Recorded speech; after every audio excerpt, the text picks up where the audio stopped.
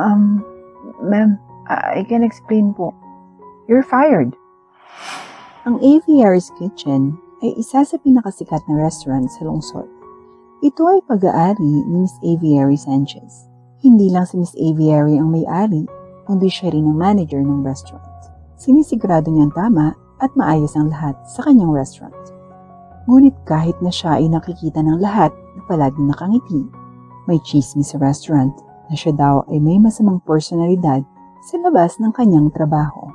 Pero wala pang nagkumpirma sa chismis na ito dahil wala naman sa restaurant ang talagang nakakakilala kay Miss Aviary sa labas ng trabaho. Dumadating si Miss Aviary sa restaurant para magtrabaho at nawawala agad siya pagkatapos ng kanyang trabaho. Walang masyadong kumakausap sa kanya dahil kahit lagi siyang nakangiti, nakaka-intimidate pa rin siya. Kaya naman walang masyadong nakakaalam tungkol sa kanilang boss.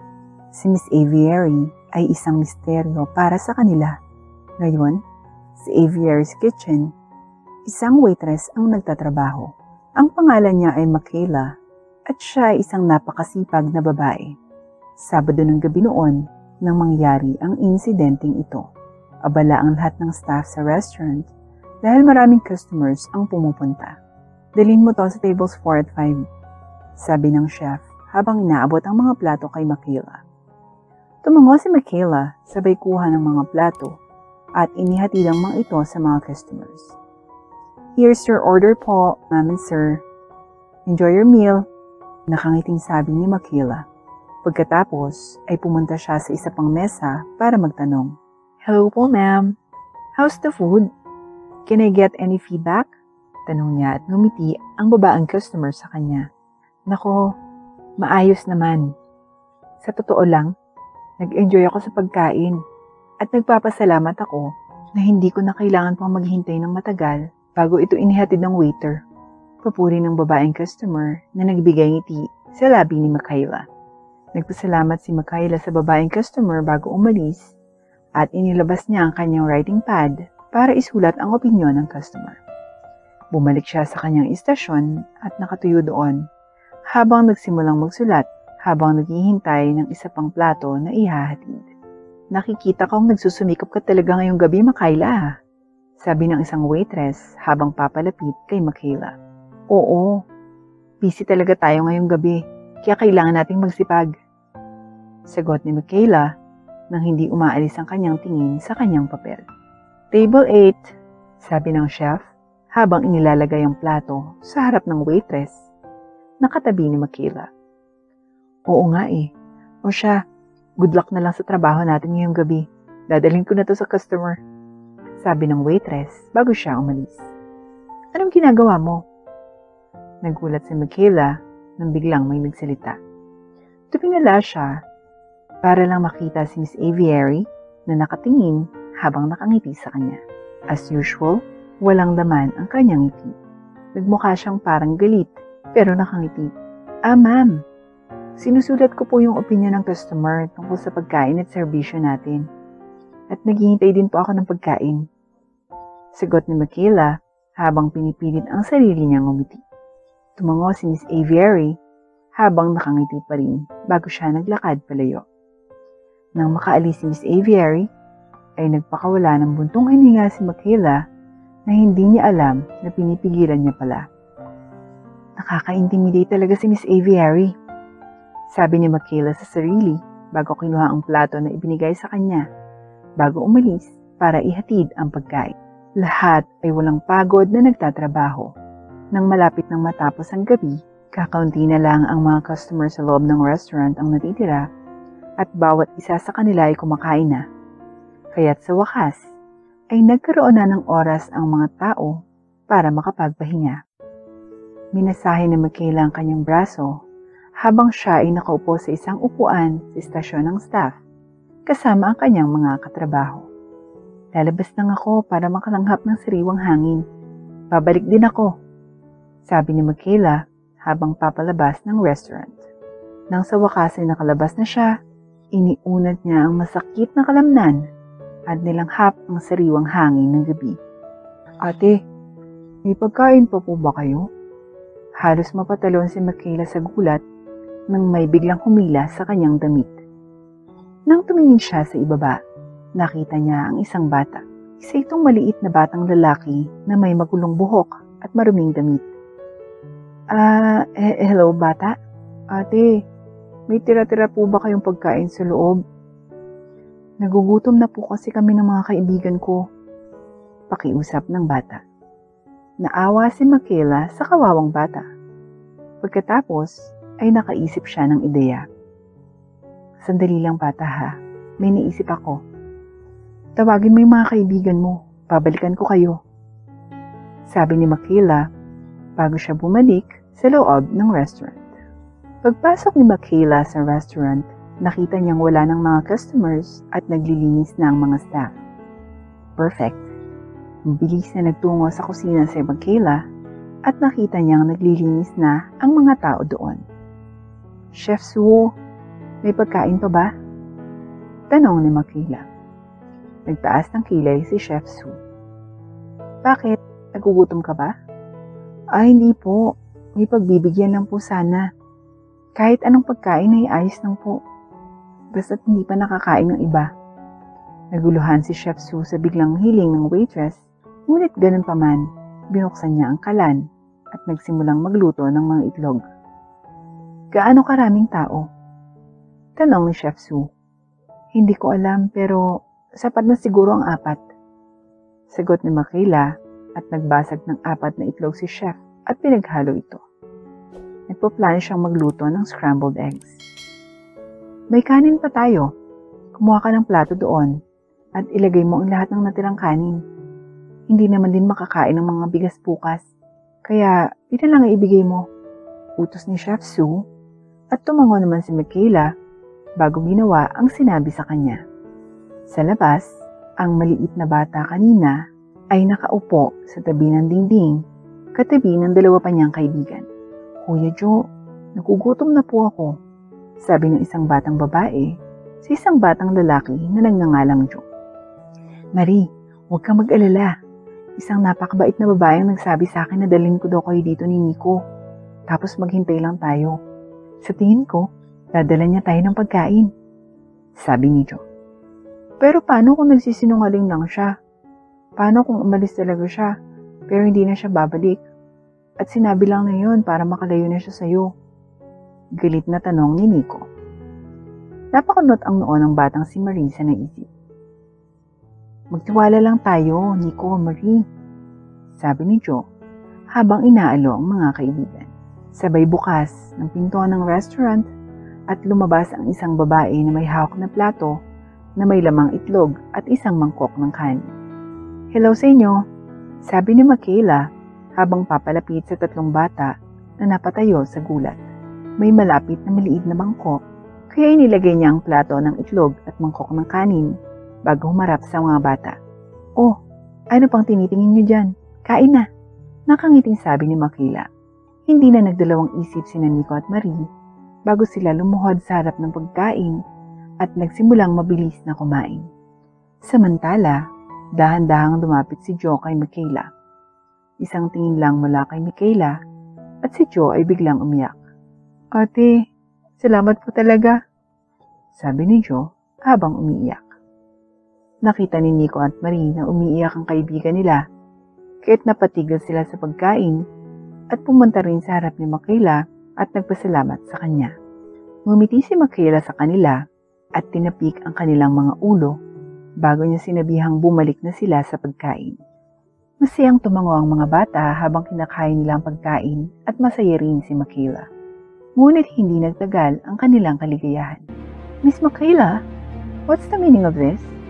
Lumamig ang dugo ni Michaela at dahan-dahan siyang lumingon at nakita niya si Miss Aviary na nakatingin sa kanya na may nakakatakot ng ngiti sa kanyang mukha. Ma'am, I can explain po. You're fired. Pinutol siya ni Miss Aviary sa pagsasalita. Ma'am, hindi niyo po ko naiintindihan. Nagugutom po kasi yung mga bata, kaya I don't care. You use the restaurant's food like you own it. And you let the poor, disgusting, and dirty children touch the restaurant's plate and bowl. How dare you? Ma'am, babayaran ko naman po. You're fired. Do you not get it? Sisante ka na. Go. Don't ever show your face around here. At kayo ang mga walang kwentang bata. Pagkatapos yung gamitin ng plato at bowl na to, itapon nyo na yan. Huwag nyo na rin ibalik. Walang ibang salita. Lumayo si Miss Aviary at bumalik sa restaurant. Naiwan si Michaela na naniniga sa gulat at tinitigan na lang siya ng mga bata. Gusto siyang lapitan ni Joe at kausapin para humingi ng tawad, pero bago pa niya nagawa iyon, narap sila ni Michaela at nagtanong, "Anong mga pangalan niyo?" Tiningnan ni Joe ang dalawa niyang kaibigan bago sumagot. "Ang pangalan ko po ay Joe." "Pakilala nito." "Siya naman si Nico at siya si Marie," sabi ni Joe, habang itinuturo ang dalawa niyang kaibigan na napatigil sa pagkain. Ngumiti si Michaela sa mga bata. "Masayang-masaya ko na kayong tatlo ay hindi na magugutom ngayong gabi. Kaya huwag niyong sisihin ang sarili niyo sa nangyari. Ako nga pala si Ate Michaela niyo. Magkita na lang tayong muli. Good luck sa inyo. Kumain lang kayo dyan," sabi ni Michaela bago naglakad paalis. Gusto sana siyang habulin ni Joe at saka humingi ng tawad, ngunit napigilan ni Joe ang sarili na tumakbo. "Kuya Joe, hindi natin nahabulin si ate," sabi ni Marie habang papalapit kay Joe. "Hindi na, Marie. Huwag na lang nating istorbohin si Ate Michaela," sabi ni Joe habang nakatingin lang ang tatlo kay Michaela ng malungkot. Iyon ang huling beses na nakita ng tatlong bata si Michaela. Ang tatlong bata ay palaging bumabalik sa harap ng restaurant araw-araw habang nagtatago sa mga likod ng mga halaman at mga puno. Palagi nilang sinisikap na hanapin ang mabait na babaeng nagpakain sa kanila at pinigilan silang magutom. Ngunit hindi na bumalik si Michaela. Hindi na nila siya nakita mula noon. Kahit anino niya ay hindi na nakita. Iyon ang huling beses na nakita ng tatlong bata si Michaela.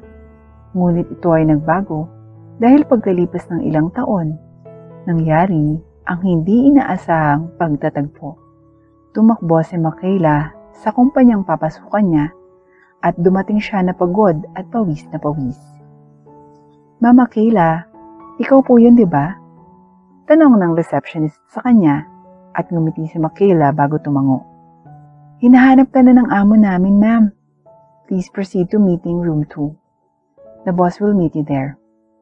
Nagpasalamat si Michaela bago siya naglakad patungo sa kanyang destinasyon. "Ito na ba yun?" Tanong ni Michaela sa sarili, ngunit kinibit-balikat niya pa rin ito at kumatok sa pinto. "Come in." Narinig niyang may nagsalita at binuksan ni Michaela ang pinto.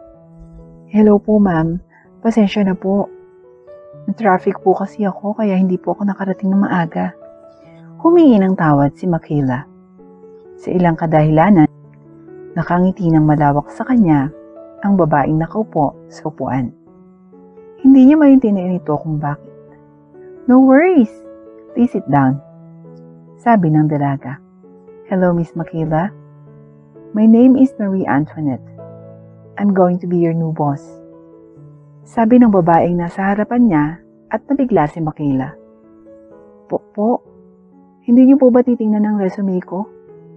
sabi ni Michaela habang itinataas ang kanyang folder. "Oh, that's right. Sorry. Please let me have a look at your resume. Afterwards, I need you to answer some questions." Tumango si Michaela habang inihahanda ang sarili niya sa interview. Naging maayos naman ang lahat. Mabait talaga ang boss na nasa harapan niya at nakangiti sa buong interview. Pinuri pa niya ang galing ni Michaela. Nasagot naman ni Michaela ang lahat ng tanong ni Miss Marie Antoinette, ngunit pagdating sa huling tanong, doon na nalito si Michaela. "Last question. Don't you remember me?" sabi ni Miss Marie habang nakataas ang kilay. "Po?" tanong ni Michaela. Tila hindi na napigilan ni Miss Marie ang biglang pagtalon mula sa kanyang kinuupuan. "Ate Michaela, si Marie to. Yung batang maliit sa harap ng Aviary's Kitchen dati. Hindi mo ba ako naaalala?" Sabi ni Miss Marie na may kakaibang ngiti. Sandaling nag-isip si Michaela bago siya natamaan ng realisasyon. Marie? Yung Marie na kasama ni Joe at Nico? Nagulat si Michaela. Sa puntong ito, pareho na silang nakatayo sa kanilang mga upuan at silang dalawa ay gulat na gulat sa isa't isa. Oo, Ate Michaela. Nung nabasa ko yung application letter, nabigla talaga ako. Nung makita ko yung pangalan na Michaela, agad ako nataranta at naisip ko na may posibilidad na ikaw to. At napakasaya ko na nakuha ko ito na tama at ikaw nga talaga. Sabi ni Marie nang biglang tumakbo papunta kay Michaela at niyakap siya. You have to meet Joven and Nicholas. Nasa katabing kwarto sila. Joven at Nicholas. Joe at Nico? Yes, ate. Sabi ni Marie sabay hila kay Michaela palabas ng kwarto at sa loob ng katabi nilang kwarto. Nang sinipa ni Marie ang pinto, ay bumungad ito kina Joe at Nico na parehong nagulat at tila nataranta. Ngunit hindi ito pinansin ng dalawang babae. Kuya Joe, Nico, si Ate Michaela oh. Masayang sabi ni Marie sabay hila kay Michaela papasok. Iminigay-way lang ni Michaela ang kanyang mga kamay. Ate Michaela, ikaw ba talaga yan? Sabi ni Joe habang gulat na gulat. Oo, ang lalaki yun na. Ang bongga naka-suits pa kayo. Sabi ni Michaela habang nakangiti. Nagulat siya nang biglang yakapin siya ni Marie at Nico. Napatingin na lang si Nico sa gilid na may ngiti sa labi. Anong ginagawa mo dito, Ate Michaela? Nandito ako para mag-apply sa trabaho sa kumpanyang ito. Nauubusan na kami ng pera ng asawa ko kaya kailangan ko ng trabaho. 3 na rin ba kayong trabahador dito? Nagkatinginan ng 3 magkakaibigan bago sila napatawa. No, actually, we're the owners here. Si John naman ang sumagot. Oh, talaga? Wow, congrats sa inyong 3 ha. Malayo nang narating nyo. Parang kahapon lang, simula nang binigyan ko kayo ng isang plato ng itlog at isang mangkok ng kanin. Sabi ni Michaela habang hindi napigilang matawa. Oo, Ate Michaela, matagal na.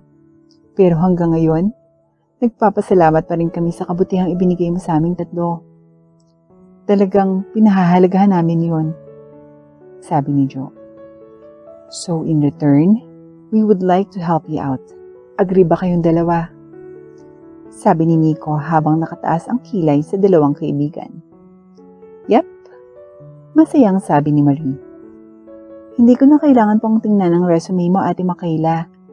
Kasi gusto na kita agad sa kumpanya. Pero tinignan ko pa rin at walang duda. You have the skills for this company. Kaya tanggap ka na dito right away. 101% accepted. Hindi napigilan ni Marie ang kanyang kaligayahan. Mula noong araw na yon, naging empleyado si Michaela sa kumpanya ng 3 magkakaibigan. Dahil lang sa pagkakakilala ng 3 kay Michaela, sa isang personal na level ay hindi ibig sabihin na binigyan nila siya ng espesyal na pribilehiyo. Normal na empleyado pa rin si Michaela sa kumpanya. Pero baliwala, kahit na ang 3 magkakaibigan ay nagbigay kay Michaela ng mga espesyal na pribilehiyo o hindi. Para kay Michaela, sapat na ang tulong ng katotohanang tinanggap siya kaagad at binigyan ng trabaho ng 3 may-ari ng kumpanya. Walang naging problema si Michaela sa kanyang sweldo at nakatulong pa ito sa buhay niya at ng kanyang asawa para maging mas maayos. Ito ay patunay na hindi natin kailangan ng mga malalaking bagay para maging masaya at magkaroon ng tagumpay sa buhay. Dahil kahit na ang mga maliliit na bagay o maliliit na aksyon ay maaaring makapagpabago ng buhay ng mga tao.